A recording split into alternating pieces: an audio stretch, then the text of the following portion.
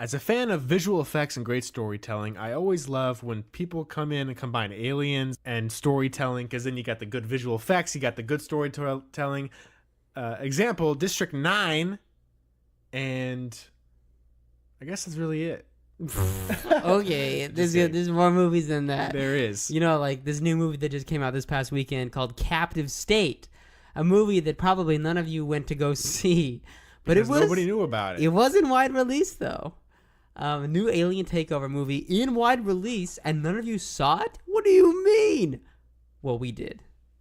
We saw it. We're here to tell you all about it. So strap yourselves in, boys and girls, because this is a good one with John Goodman. So you know what to do. Grab your apple boxes and your Irish brews, because we are about to get into it right now.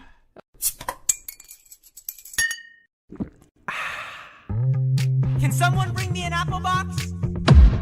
Apple Box is now online. What's up, guys? My name's Brandon. And I'm Brian. Just a couple of dudes with brews talking about movie news. This is the Apple Box Podcast. Man, oh man, excuse me, excuse my voice. I'm number one. We got super lit last night for St. Patty's Day. And right now, I guess I'm a little bit sick too. So excuse my voice. But we're, of course, drinking. Today's St. Patty's Day. Today is St. Patty's Day. Exactly. You probably are recovering from your St. Patrick's Day festivities. We hope you had a good time and drank some green beer. We are drinking something that's not green beer. No, but it is a good Irish beer. See, what's the difference between Scottish and Irish? You see, just that right there, people are going to stop listening to us now. I keyed. Come on, brother. So we're drinking Innocent Gun. Kindred Spirits. That's the brand. That's the brand. Very interesting. Barrel aged. It's at 6%. 6.1. No, whoa. It's not just a good beer, guys. This is stout matured with Irish whiskey barrel staves. No, seriously though. The point of this beer, I mean, did you see this thing though? This is super weird. You don't usually see this on a beer. Established in 2003. They're pretty new. I have never heard of this brand, so we got it because it's a Scottish stout. It's brewed in Irish whiskey barrels. Interesting. You got the dark chocolate, coffee taste, vanilla, oak. It's all in there. It's a decent brew for St. Patrick's Day.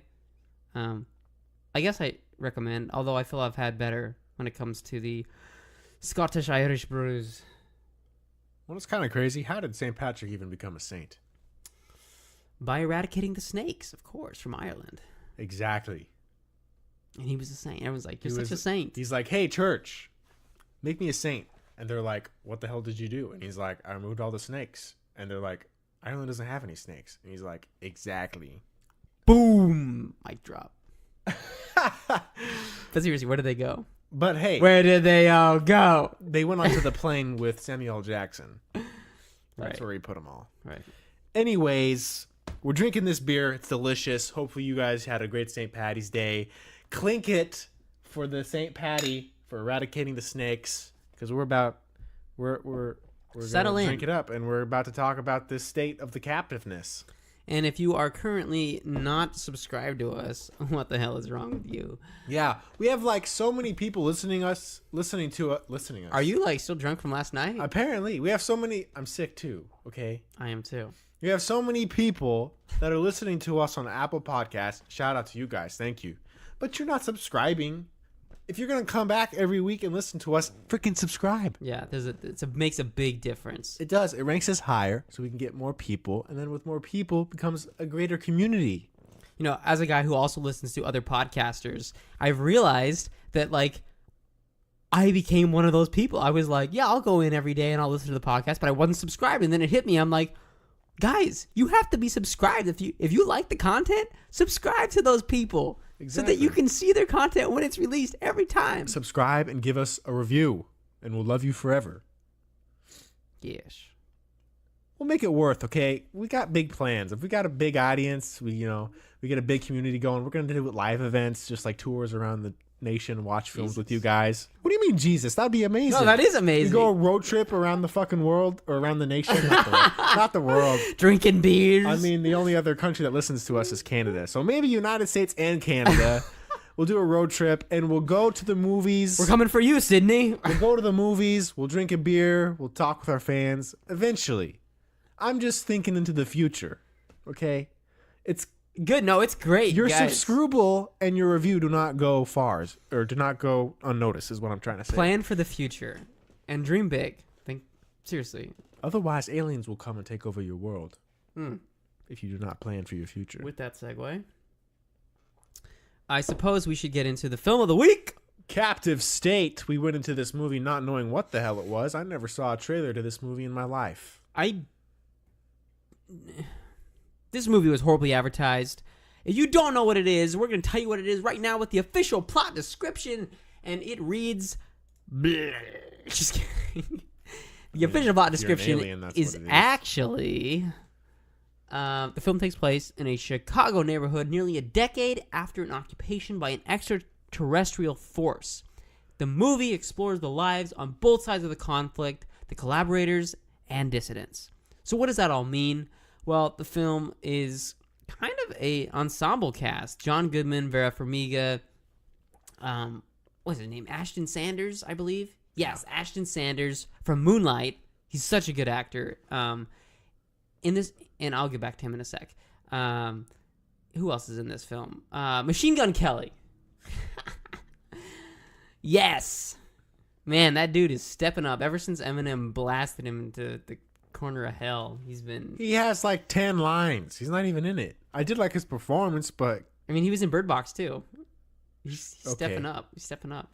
So yeah, the film essentially takes place in a world where aliens have taken over. We, the humans, work for the aliens now. We're helping them build their society. But of course, you make it seem like it's all happy. No, definitely not. Definitely not. This is a very dark world. They're threatening the aliens come down to threaten. This basically said, we're gonna fucking kill you all, or you're gonna dig us holes. And they're building their own society underground. But what's really weird about this movie is we never actually get to go underground in the entire movie. We never see the alien world. All we know is that they're doing something with resources down there. Right. Which saves on the budget. You know what this looks like? It feels like Transformers: The Dark of the Moon, when like and Chicago again, when the Chicago neighborhood has been shut down and there's nobody living there, and it's just like buildings that have been blasted apart, and it just kind of feels like that. It just feels gritty, and it doesn't feel very alien-ish because you don't really see a lot of aliens everywhere. They're not like walking the streets. Right. It's like a very Hunger Games type world. Hunger Games type? Yeah, that's right. Hunger Games type world. There's rebels, obviously, people who were trying to take down the system, and those are the characters that we spend the majority of the film with. So that's why it's an ensemble cast, because we just cut between all these people.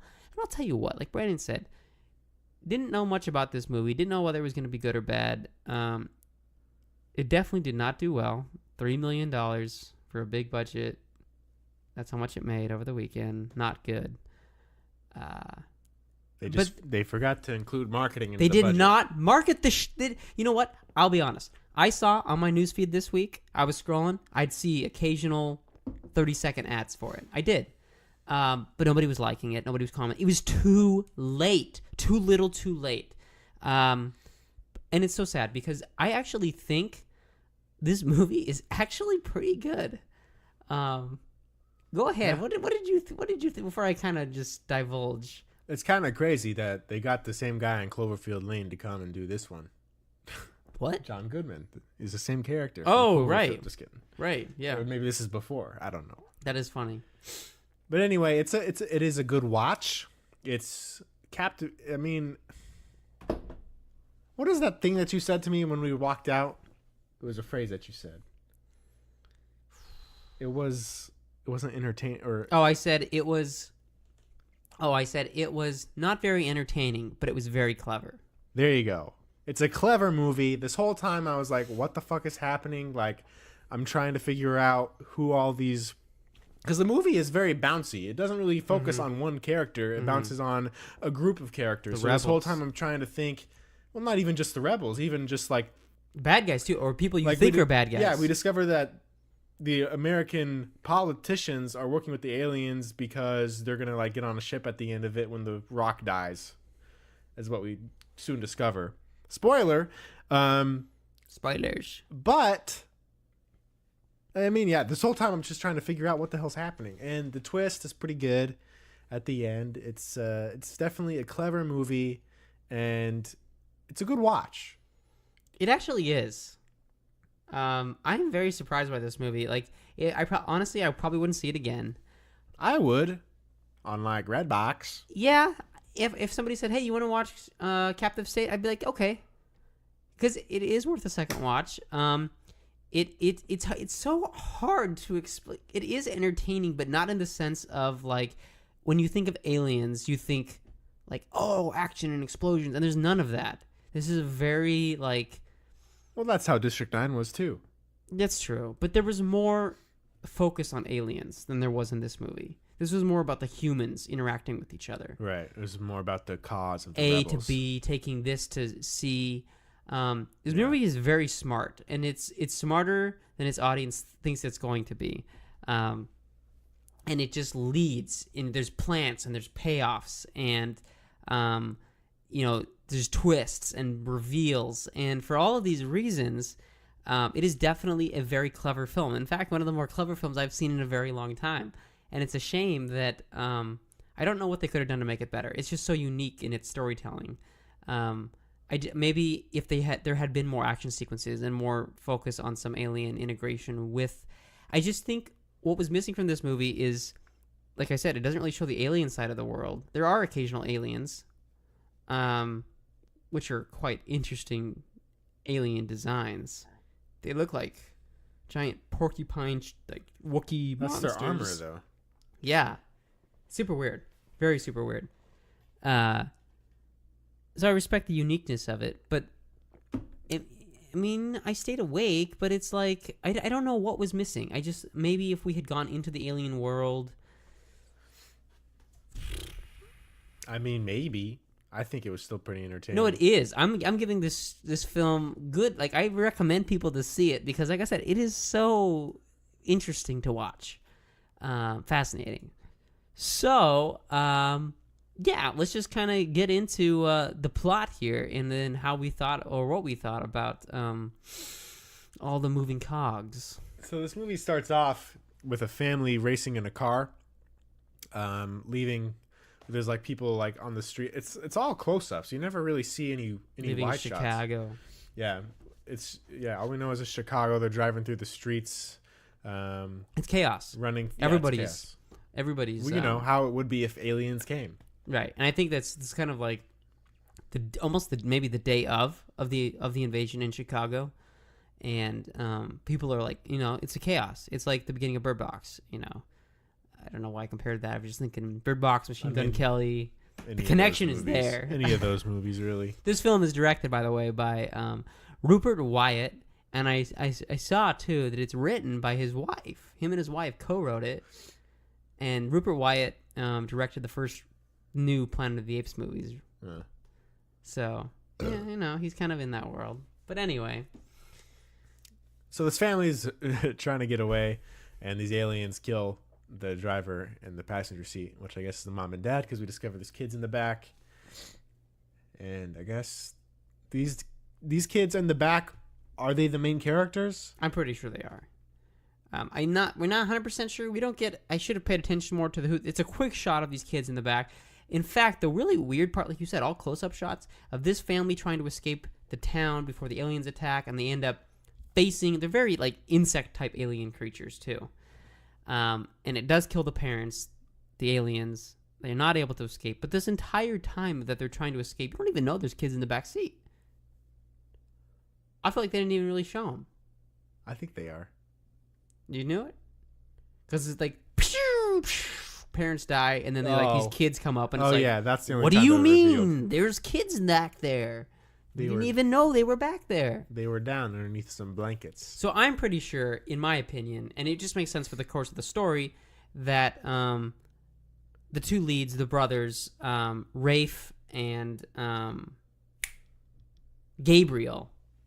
Gabriel is kind of like the protagonist kind of the story, I would say. And there is no real clear protagonist, but if there was one, I would kind of put it on Gabriel, this teenager, growing up in this world. And it makes sense if that was the parents, like why they're no longer in the picture. But yeah. Yeah. We fast forward 6 years. Gabriel has this job where he uploads video files to the aliens so they can recognize faces and make sure that they have people identified. Huh? Now it's about destroying it. It's about destroying It's about destroying history. Why? His job is to find every single piece of digital information in human history and destroy it. So they're erasing human connection, essentially. So like every microchip, every video file, every picture that you've taken as a person, all eradicated, all deleted, all crunched. Interesting, very interesting. It doesn't upload anything or scan it? No. They're deleting stupid. it. He's deleting it all. That's stupid. Why would they want that? What do you mean, why would they want that? We know why they would want that, because the end. They have them bugged, though. And by bugged, literally everybody is bugged with an actual leech/tracking device in their necks. And it's like literally an actual bug.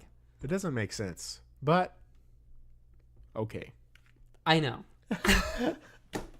But it's interesting. And we see this world he lives in. He lives with his girlfriend. His best friend is Jurgis, played by Machine Gun Kelly, Colson Baker, as he refers to himself. He has 10 lines. They're not even friends. They just go off and you're right. have they have big shenanigans. Plans. Right. Machine Gun Kelly thinks that Rafe is Gabriel's brother is a legend because he was the leader. He ran a bulldozer into a building. He was the leader of the Phoenix Rebels, and apparently the Phoenix Rebels are all dead, according to the legend. Right. Especially his brother Rafe, and he believes this. Gabriel believes this because this is what he's told, that his brother died in the last rebel attack against the aliens. Correctamundo. But for some reason, Gabriel's involved with the rebel cause, even though he's not, but he is. He doesn't know he is. He receives a paper with a code on it. But he doesn't know what it's for. And he knows where to give it. But he doesn't know it's for the rebels. And even if he does, he's trying, at this point in the game, I think that's kind of his character arc. He's trying to stay as far away from the situation as he can. He just wants to get out. You know, he wants the world to be a better place, but he doesn't want to get too heavily involved just yet. Okay. Because at the end of the movie. So I guess it's kind of what kicks him into gear. It kicks him into gear because he has this paper now, and he has to deliver it. It's his task to do so. It also brings up a question of will the rebels be able to pull off whatever the hell the Phoenix Rebels are trying to pull off a second try. Second try. Yeah, because the first try, everyone died. Oh, there's been multiple tries. Oh yeah. I mean, they've been fighting. I mean, we don't know. For years. That's the problem. Is we don't actually know the scope of this thing. I think that's part of the problem. Is, you know, the last attack they said some kind of bulldozer thing, but like, how long has this been going on? You know, how long have these rebels been fighting these aliens? Well, definitely not more than 6 years because they've only been on the planet for 6 years. There you go. But how many of attacks were in those 6 years? I don't know. Who knows? It's not answered. So yeah, the focus, the question of the movie really is just that, which is, you know, will these rebels, the Phoenix, which we start to learn are not actually dead, will they be able to rise up and overthrow the alien overlords that have taken over the planet? And that's kind of stupid in itself. Why? Because that question is never even answered. Sure, the plan succeeds, but what's going to happen after that happens, Brian? They got spaceships. I know. So that's why this movie only kind of functions as it's hard. This movie is essentially one big chapter of what feels like a 10-part series. It feels like episode 1 of Captive State / The Walking Dead, episode 1. I would tell you. I mean, I would love to see. Yeah, I would love to see this as a web series on Netflix. Just like Yeah. maybe just No, one. it's a great world. And like I Yeah. said, I think the aliens are so unique in like everything that they do, the way they control sound, the way they look, the way they move. They don't really talk. You know, that we see. There's so They much talk. They're right. Like us not seeing the actual world that they're building underground and really getting up into their spaceships at all. It's all very mysterious. And that could lead to potential, could have led to potential sequels, TV series, digital series, but we will never see any of that. Not with this film only making $3 million. Feels bad. Yeah. Netflix, just buy it. Just buy the rights and make yourself awesome. Honestly, if these two, Rupert and his wife, had gone to Netflix instead, man, everybody would be talking about this shit. That's true. I think it would have been a lot better than what it was. Correct. As far as, mouth to mouth, word. So will the Phoenix Rebels be able to pull this off? The first answer to this is Gabriel delivering this cigarette. Paper has some numbers on it. It's rolled into a cigarette and it has some numbers on it. And he delivers it to this house, which we come to find out Rafe, Gabriel's dead brother, is no longer dead, and he greets him and takes the paper. And he's surprised. And he's Yeah. he's beyond shocked. He's not You're dead. alive, Rafe. I thought you were dead.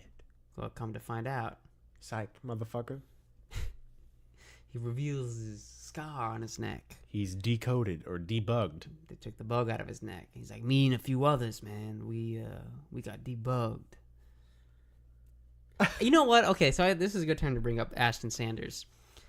This role, we're going to see this kid going places. Let me tell you something. Not that, his start, I don't know what his real start was, but the last movie he was in was an Oscar-nominated film. Freaking Moonlight.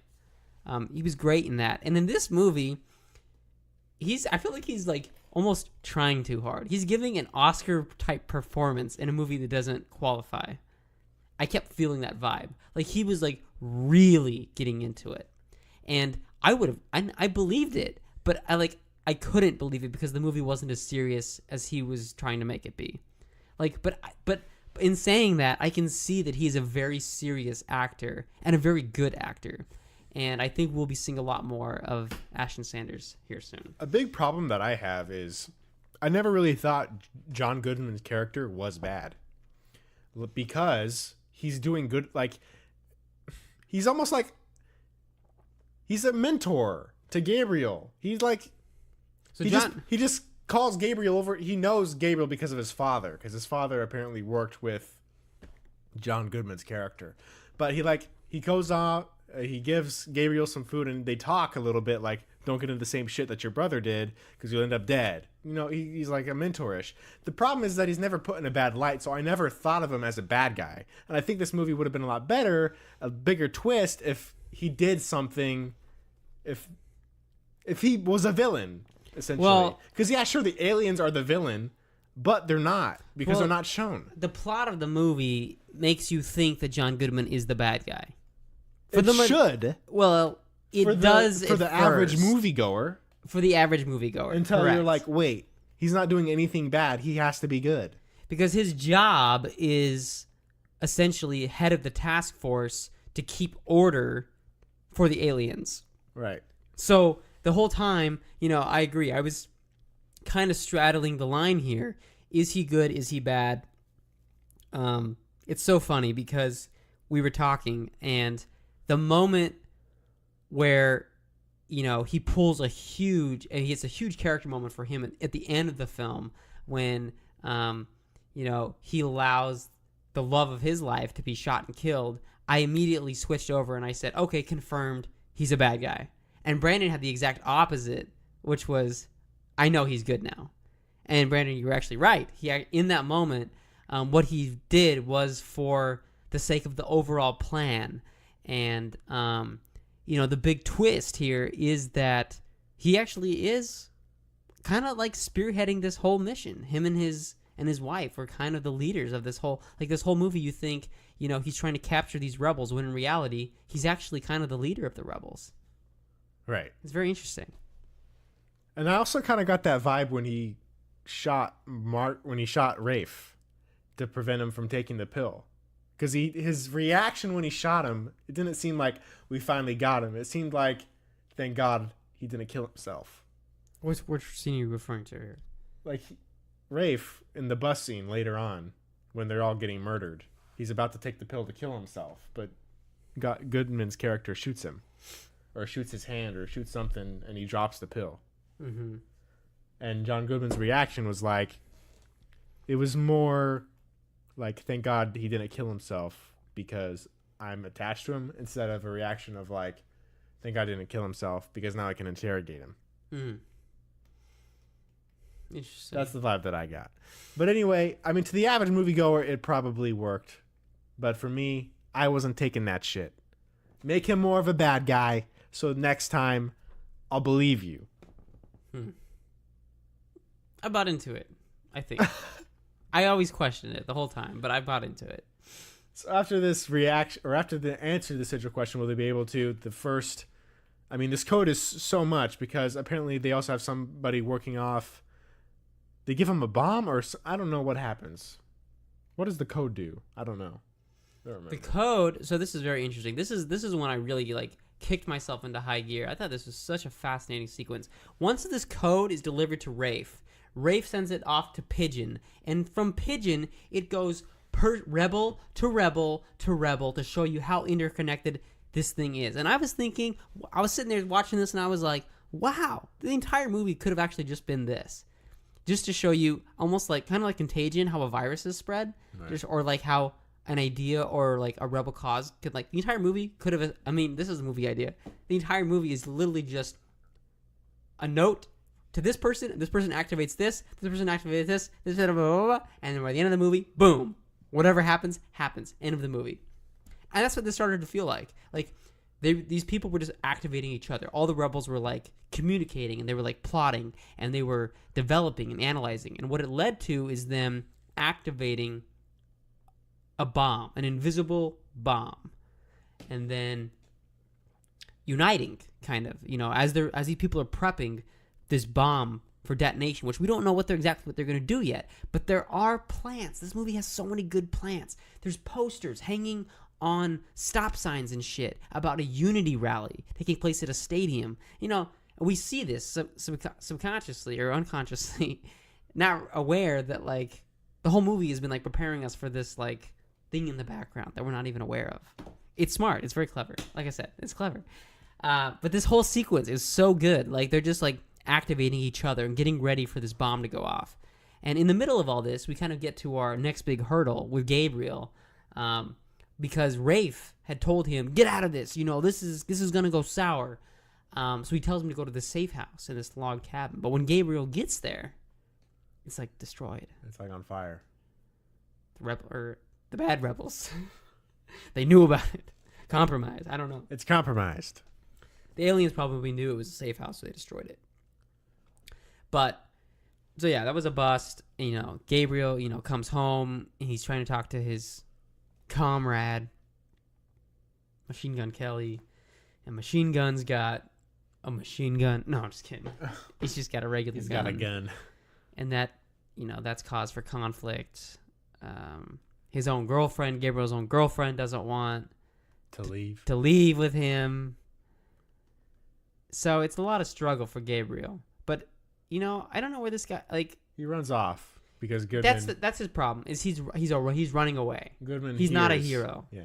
Not yet. Well, Goodman hears that he's talking to his girl about leaving, and he saw his brother Rafe. He's alive, and and so Goodman chases Gabriel, and Gabriel hides in a shack, and then I guess these alien drones find him, and they trap him into this square box, and he's kind of just trapped there for a bit.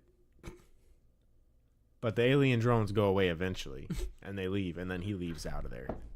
Where does he go? I don't remember. Well, that's when he goes to the safe house, I think. Oh. I don't know. This movie kind of... It doesn't follow the turn, the the structure. The structure that we're following In for a all way, of these it reviews. does, but kind of not really, because there's no. This structure is. It's not character based. That's it's the problem. story based. The structure is character based, and story based. It's a mix, but the problem is this movie is not character based. So, yeah. So that's where we're at. But then all this build, all these people that have been prepping, they all finally get together for the big scene of the movie, the apex beat. Everybody's at the Unity rally in the stadium. You know, commissioners there, the president of Chicago. the mayor of the, I don't even know. The mayor of the town is there, and then you have the assistant mayor, and the assistant mayor, we learn, is in on the rebels, and it's part of his, you know, he's accepted what's going to happen, which is essentially, you know, this team of rebels, the Phoenix, led by Rafe, is going to infiltrate the stadium with their invisible bomb and detonate it. And it's so smart, this process leading up to this, because they're all debugged, and that's such an interesting sequence. Like, taking the worm out of these people and then, like, putting it on rats and stuff so that it can't be tracked, and then, like, giving people new fake like IDs and like teeth, which is confusing to explain, but it's how they were able to get past security to make it look like they still had bugs in them. So smart. So they make their way into the stadium. They have this invisible bomb on them. It's a lot of, I was like sitting there, like, I don't usually get like on the edge of my seat, but I was kind of on the edge of my seat. I was like, I'm surprised with this movie. Yeah, and they make their way into the stadium with this invisible bomb. And I don't really know, the guy, their target, kind of, he had switched directions. Somebody had made him switch directions. Yeah. Which was a problem, because then they had to fight their way to get to him. But they did. They put it on him.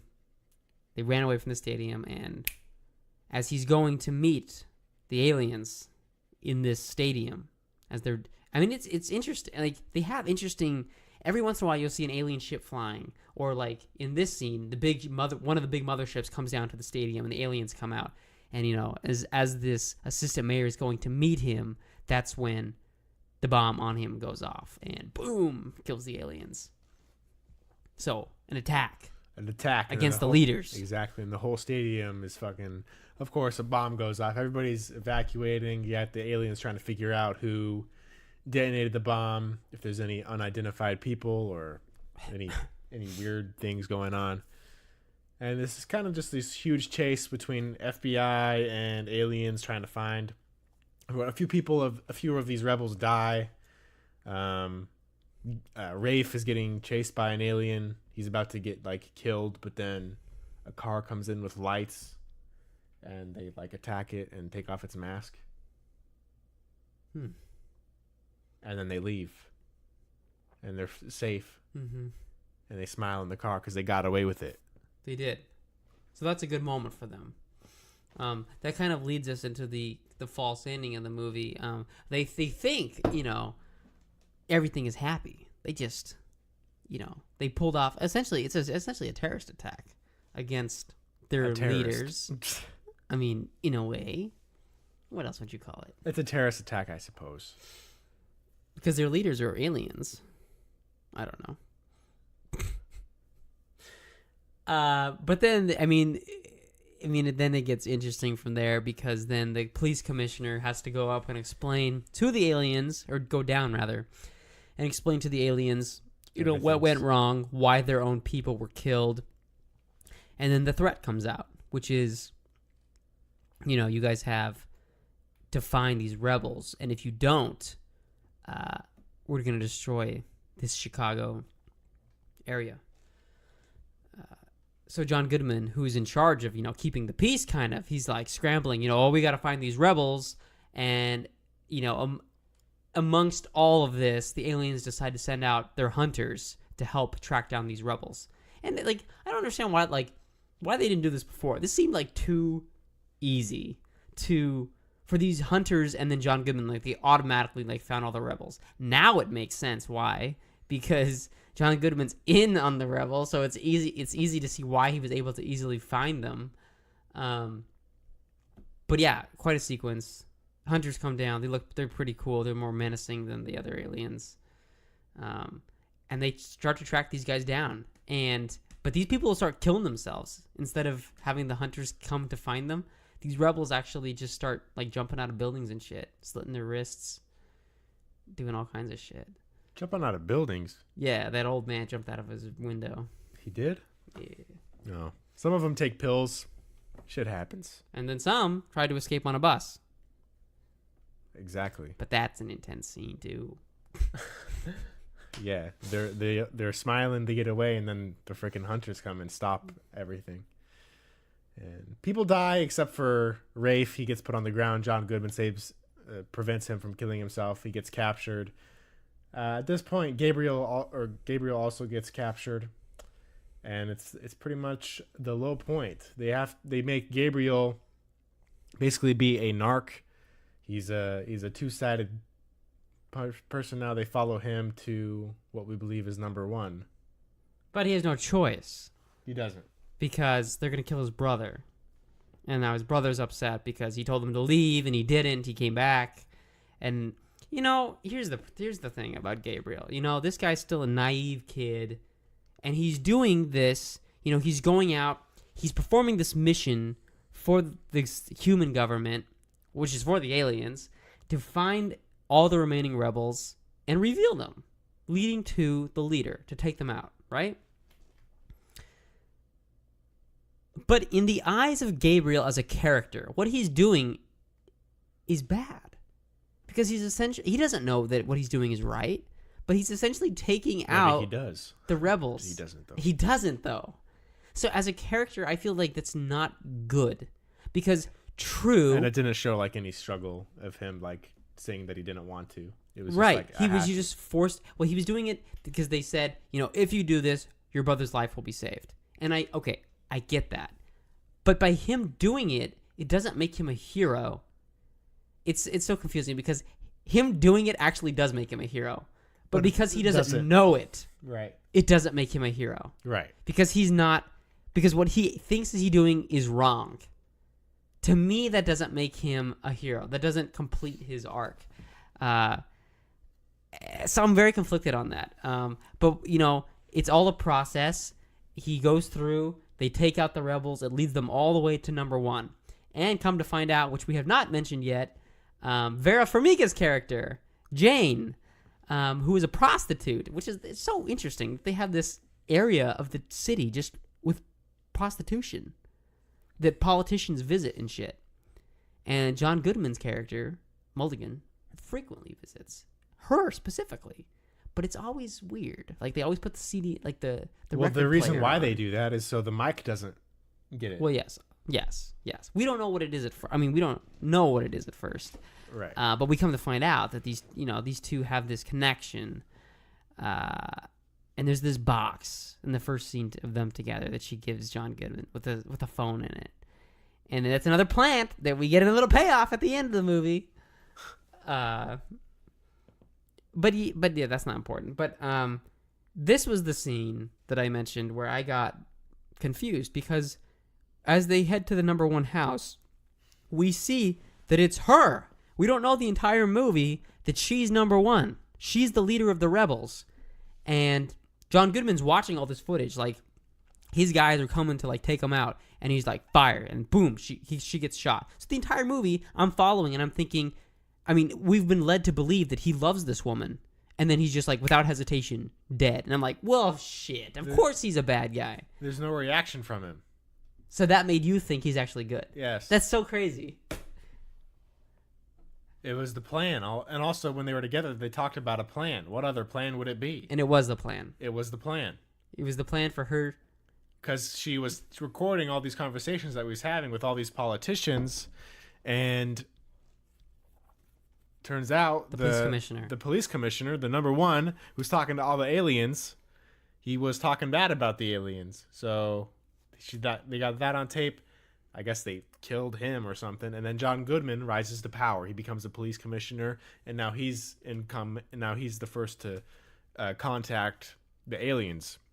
But before he goes down to the closed zone to talk to these aliens, he does a few things. Number one, he clears Rafe from whatever, and he basically goes onto a ship, and he leaves off planet. Where? I don't know. Which is an awesome ship. Like, all these people are like, and that's another part of this world. Like, we don't even like know that's ripe for possibilities. But why are these ships taking off people off world? Where are they going? I don't know. Why are the aliens killing this world, but then they're bringing these people to another world that's habitable, but probably has the same resources that Earth has? No, they're probably worse. It's probably a worse living situation. You think? Probably, but like, I don't like. How could humans live there? I mean, it has to work. Yeah. I mean, it's just so much information that you just don't know. Maybe the writers didn't think about it, or it's just something that just is backstory and nobody gives a fuck. Well, it's probably what it is.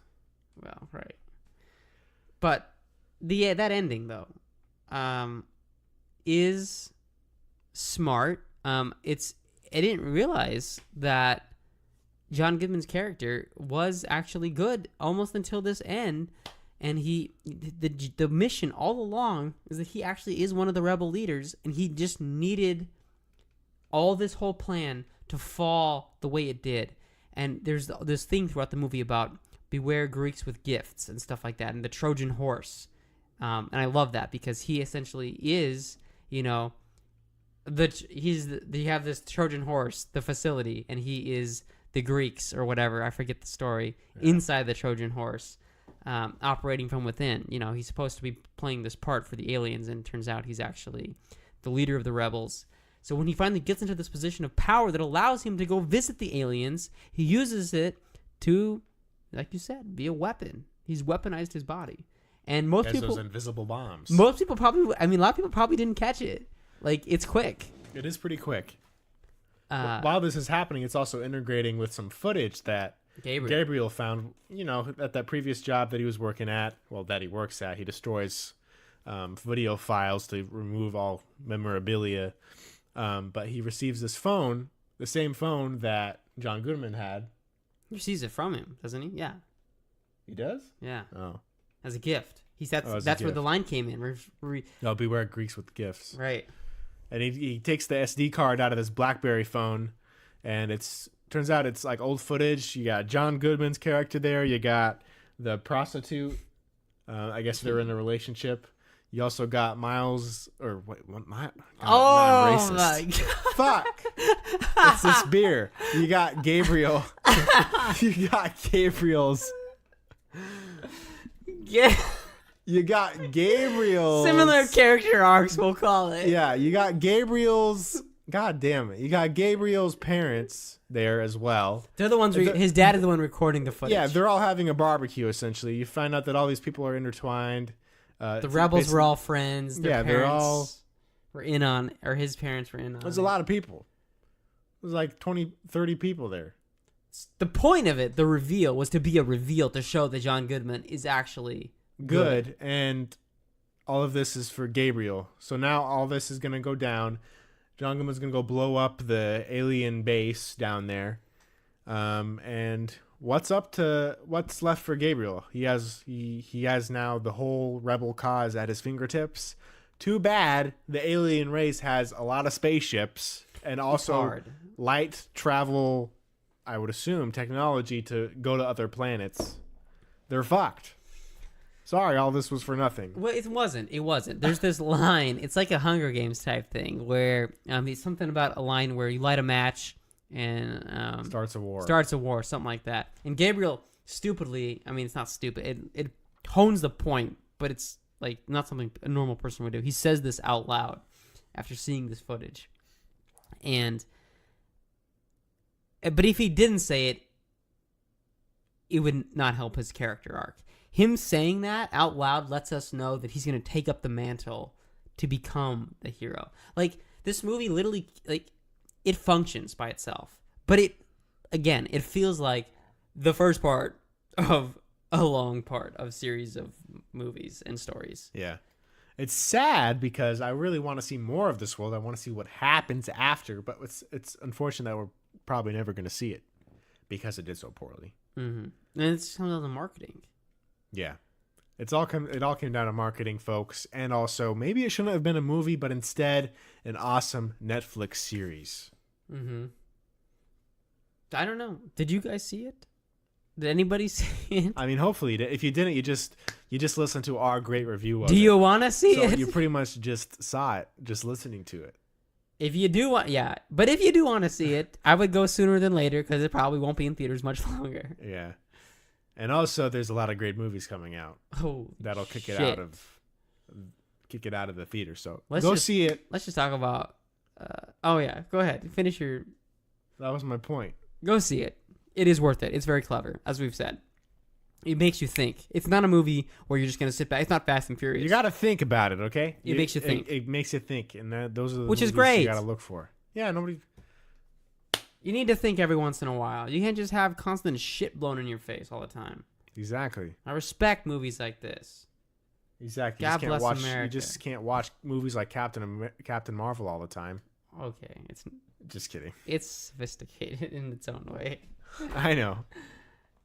Yes. Listen to our review and you'll find out. Yes, that I was our agree. last episode. We're just sitting here waiting for Endgame. Like, I mean, we're just waiting for April. yes. No, I'm just waiting for this coming week. Guys, they're calling this the best horror movie ever made. Jordan Peele, Oh, us. are you going to outperform your own self? Apparently, because it's 100% on Rotten Tomatoes. It is right now, guys. Us. Oh my goodness. Everyone's what- going to go see it. Everybody's going to go see it. We're going to go see it. Make sure you go see it with that A-list on AMC. You can actually reserve it today. Oh, yeah. So by the time you listen to this, you can you can reserve that ticket with A-list. Do it up because we're going to be talking about it next Monday. And you can join us. And you can join us. If you enjoyed our review, or maybe you didn't enjoy it, still give us a review. Let us know what you liked, what you didn't like. It lets us know what we're doing right or wrong, and lets us grow from that criticism. So thank you so much, guys, for listening. And remember us next week. Join us for a good time. Join us. Remember us as you join us to talk about us.